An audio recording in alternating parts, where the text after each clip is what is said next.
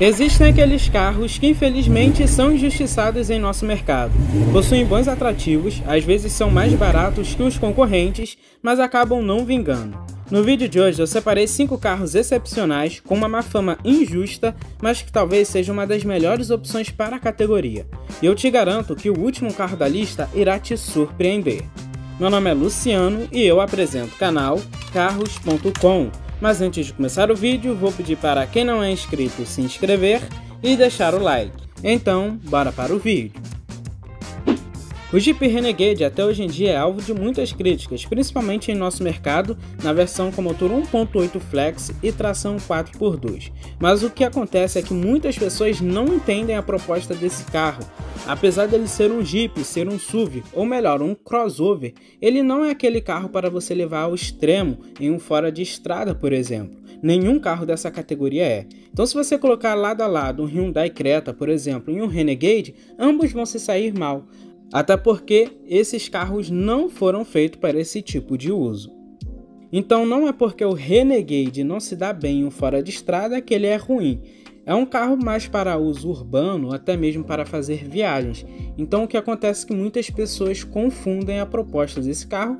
Infelizmente ele foi sim injustiçado. É lógico que esse carro está longe de ser perfeito, porém muitas críticas que esse carro leva, eu acredito que ele não deveria levar. Uma versão que se saiu um pouco melhor aqui no Brasil foi a 2.0 diesel, que até saiu de linha com tração 4x4. Essa versão aqui tinha sim um apelo um pouco mais aventureiro e tinha essa proposta de ser um carro um pouco mais fora de estrada, mas também não tanto quanto um SUV de verdade. E hoje em dia é uma baita opção no mercado de usados, está até abaixo da tabela FIPE se você pesquisar alguns anúncios e vale super a pena para quem quer um SUV usado. O Renegade com motor a diesel tem duas versões, a Longitude e a Trailhawk. No vídeo de hoje eu vou comentar sobre a versão Longitude, que é a mais comum. Embora as controvérsias do Renegade, de fato, ele se destaca no acabamento, que é muito bom para um carro compacto, e os equipamentos que também são muito bons desde a versão de entrada. Como essa versão Longitude é uma das topo de linha, ele tem até alguns itens a mais, como os airbags frontais, laterais e de cortina, o controle de estabilidade e tração, faróis de LED, controle automático de descida, câmera e sensores de ré, o ar-condicionado digital e automático de 2 zonas, bancos em couro, piloto automático, multimídia com conexão USB, Bluetooth e espelhamento e o freio de estacionamento elétrico. Alguns desses itens também são de série desde o Renegade Sport, que na época era o de entrada. Porém, onde ele decepciona é no espaço interno. Não chega a ser o pior da categoria, porém, poderia ser um pouco melhor. Ele tem um entre-eixos de 2,57 metros e uma largura de 1,80 metros. 4 passageiros adultos vão até com um bom conforto. Porém, com 5 passageiros a situação acaba ficando um pouco mais crítica. E o porta-malas tem 320 litros. Diferente do que muitas pessoas dizem, não é um porta-malas extremamente pequeno que não dá para levar nada. Mas se levar em consideração que um Duster, por exemplo, passa dos 400 litros de capacidade, o Renegade realmente fica bem para trás. Partindo para a sua mecânica, ele é equipado com motor 2.0 turbo diesel que gera 170 cavalos a 3.750 RPM e 35,7 kg de torque a 1.750 RPM. Ao contrário de outras versões do Renegade, o modelo a diesel vem com um câmbio automático de 9 marchas. A tração dele é nas 4 rodas sob demanda. No quesito desempenho, ele não decepciona e é muito bom, diferente do que acontece com o 1.8 Flex. Aqui ele faz de 0 a 100 em 9,5 segundos e atinge uma velocidade máxima de 190 km por hora. Em relação ao consumo, ele faz boas médias de 10,2 km por litro na cidade e 12,9 km por litro na rodovia. O Renegade 2.0 a diesel do ano de 2016 custa em média entre 80 e 90 mil reais. E é um excelente custo-benefício se você levar em consideração que é um SUV diesel 4x4 e nessa faixa de preço. É lógico que é um carro que já está ficando um pouco mais antigo, com 8 anos de uso, mas se você comprar um modelo em bom estado de conservação, com todas as revisões, com certeza é um carro que não vai te dar dor de cabeça. É um tanque de guerra, vale super a pena. A mesma injustiça que aconteceu e até hoje acontece com o Jeep Renegade também acontece com a Fiat Toro. Foi uma caminhonete lançada com um propósito e as pessoas compravam para utilizar em um propósito totalmente diferente. Isso fez com que a imagem desse carro ficasse queimada aqui no mercado brasileiro. Porém, se você entender a proposta desse carro, que é de ser uma caminhonete mais urbana, poderia-se dizer, é um carro excelente, um tanque de guerra, cumpre muito bem a sua proposta e tem umas versões bem legais. Quando ele foi lançado aqui no Brasil em 2016, haviam duas versões, a Freedom e a Vulcano, ambas com motor 2.0 turbo diesel. A diferença era que a Vulcano tem um câmbio automático de 9 marchas e é 4x4, já a Freedom tem um câmbio manual e é 4x2.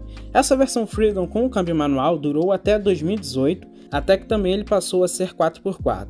É uma das versões mais legais da Toro e para quem busca uma caminhonete manual, ela é até bem buscada no mercado de usados. Por ser o primeiro modelo, a Toro não tem tantos equipamentos e tecnologias como o modelo mais recente, porém para a época já tinha alguns itens interessantes como o freio ABS, infelizmente com freio a disco só na dianteira, atrás é a tambor, tem controle de estabilidade de tração, airbags frontais, monitoramento da pressão dos pneus, além de itens como os bancos em couro, o piloto automático, faróis e limpadores com acionamento automático, retrovisores rebatíveis eletricamente, multimídia com GPS e TV e até mesmo ela é equipada com teto solar, item que é bem incomum em uma caminhonete, principalmente dessa época. O que mais importa na caminhonete é a capacidade de carga. Estamos falando de 820 litros na caçamba e uma carga útil de 1 tonelada, o que não é nada mal para a proposta dela. Em relação à mecânica, é exatamente a mesma que comentamos anteriormente no Renegade. É um motor 2.0 turbo diesel Multijet 2 que gera 170 cavalos a 3.750 RPM e 35,7 kg de torque a 1.750 RPM. Equipado com um câmbio manual de 6 marchas, ele faz de 0 a 100 em 9,5 segundos e atinge uma velocidade máxima de 190 km por hora. Em relação ao consumo, ela faz dentro da cidade 10,4 km por litro, na rodovia 12,5 km por litro. Uma Fiat Toro 2.0 diesel manual do ano de 2018 tem preço médio entre 90 e 100 mil reais. Infelizmente é um carro que até hoje é muito criticado, também por muitas pessoas não entenderem a proposta dessa caminhonete. É uma caminhonete que tem a proposta para ser principalmente urbana, foi feita para isso. Dessa forma, todos aqueles pontos negativos que muitas pessoas colocavam na Toro acabam caindo por terra. Então é um excelente carro e vale super a pena, é um tanque de guerra. Um carro que não poderia faltar na lista é o 308 ou qualquer Peugeot atual. O 308, na minha opinião, é uma das melhores opções da categoria, levando em consideração o preço dele na atualidade. Este carro tem muitos equipamentos, é espaçoso e possui a opção de motor turbo, e se escolher a versão certa, você terá em mãos um veículo extremamente confiável.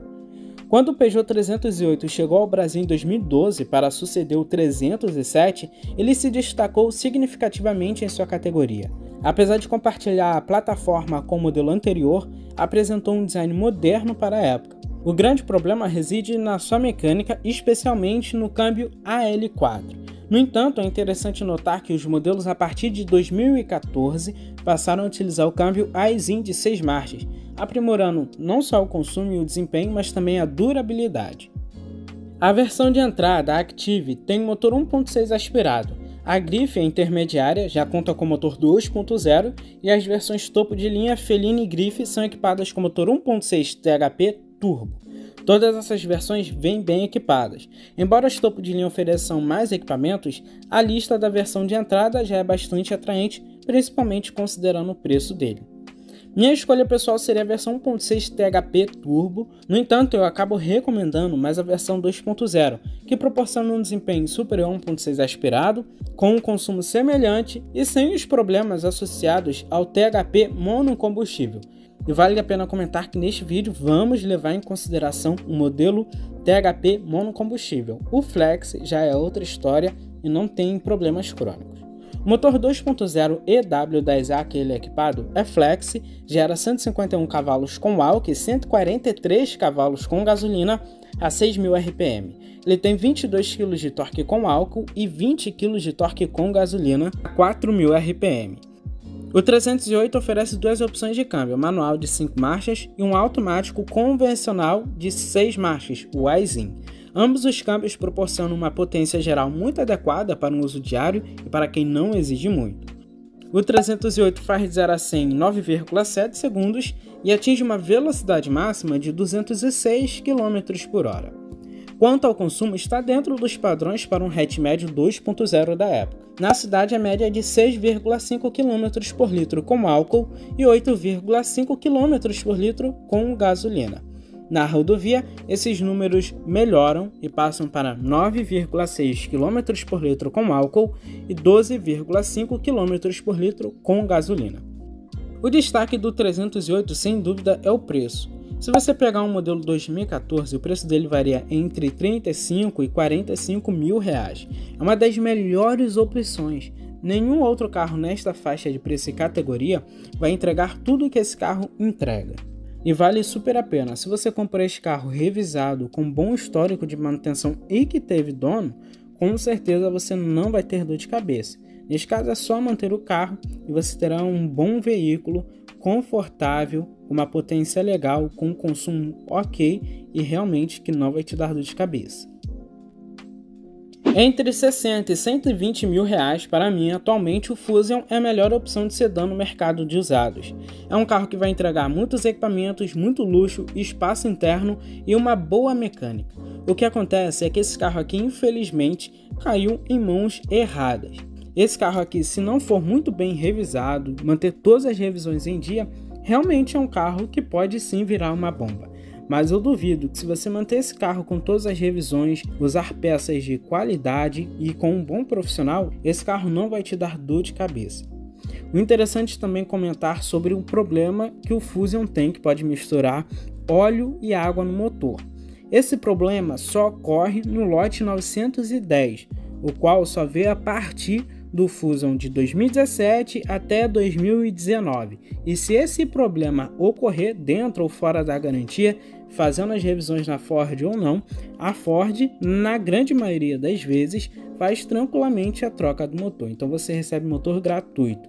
O problema é que o carro fica na concessionária por 30 dias. Então isso pode atrapalhar o uso de algumas pessoas.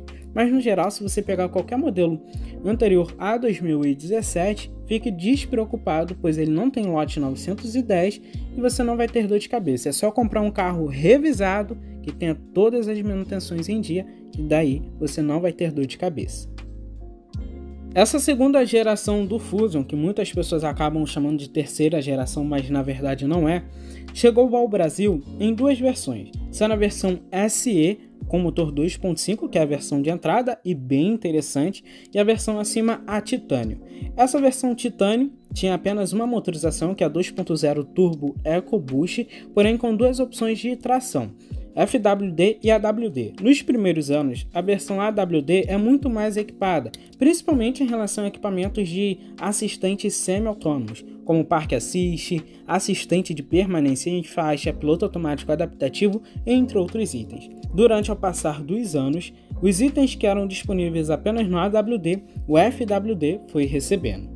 Então é um carro bastante equipado, você já vai ter os sensores de estacionamento dianteiro e traseiro, indicador de fadiga, alerta de ponto cego, alerta de mudança de faixa, assistente de permanência em faixa, alerta de colisão frontal, frenagem automática de emergência e o assistente de estacionamento. Esses itens eram os itens que ele se destacava na época, já que os outros itens mais comuns, como os bancos em couro elétrico para o motorista e passageiro, sistema de som como a multimídia Sync 2, ar-condicionado digital e automático de 2 zonas, chave presencial, teto solar que era opcional, todos esses itens já são mais comuns.